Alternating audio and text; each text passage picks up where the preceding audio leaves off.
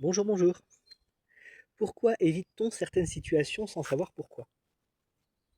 Alors, je suis sûr que si vous réfléchissez bien, vous saurez pourquoi. Mais est-ce que c'est utile?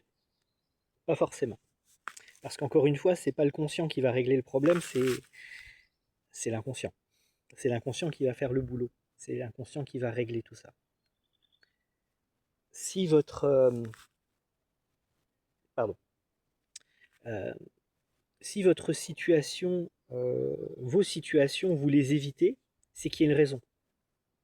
Alors vous vous en rendez pas forcément compte sur le moment, mais vous allez vous en rendre compte après coup.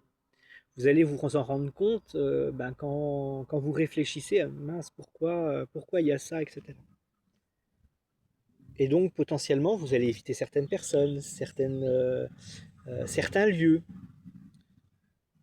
certaines situations professionnelles, familiales, amicales, amoureuses. Et vous privez d'énormément de choses parce que vous allez éviter ces choses-là. Et à contrario, vous pouvez aussi vous attirer des situations et vous mettre systématiquement dans des situations gênantes, problématiques, répétitives,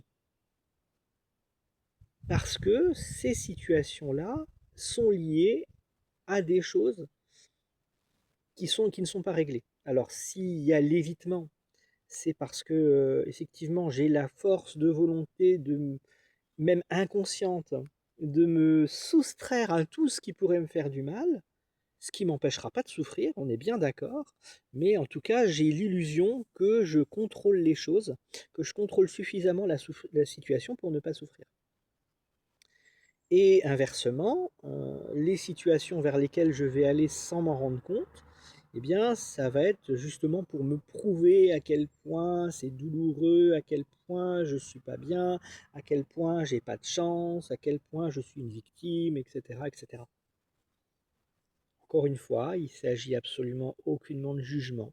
C'est des choses par lesquelles je suis passé et je passerai peut-être encore. Et on passe tous d'une manière ou d'une autre à un moment ou à un autre. Par contre, quand ça devient régulier, répétitif, ça devient un schéma, ça devient un fonctionnement, ça devient une habitude, ça devient notre identité. Et là, on n'est plus que la victime, le souffrant, l'évitant, celui qui n'a pas de chance, celui qui en prend plein la gueule, et à qui il arrive que des tuiles, ou qui doit toujours faire attention parce que les autres sont dangereux. Est-ce que c'est une vie? Est-ce que c'est vraiment ce que vous voulez? Est-ce que vous voulez rester piégé là-dedans? J'espère que la réponse est non. Et si la réponse est non, eh bien,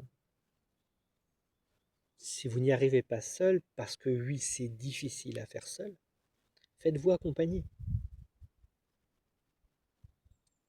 Je peux faire ce boulot parce que c'est mon métier. Je peux vous accompagner dans ce genre de démarche. Je ne suis pas le seul, loin de là. Je ne vous promets pas de miracle, mais de faire le mieux que je peux avec les outils que j'ai à ma disposition. Et franchement, j'ai une sacrée boîte à outils et des outils sacrément efficaces.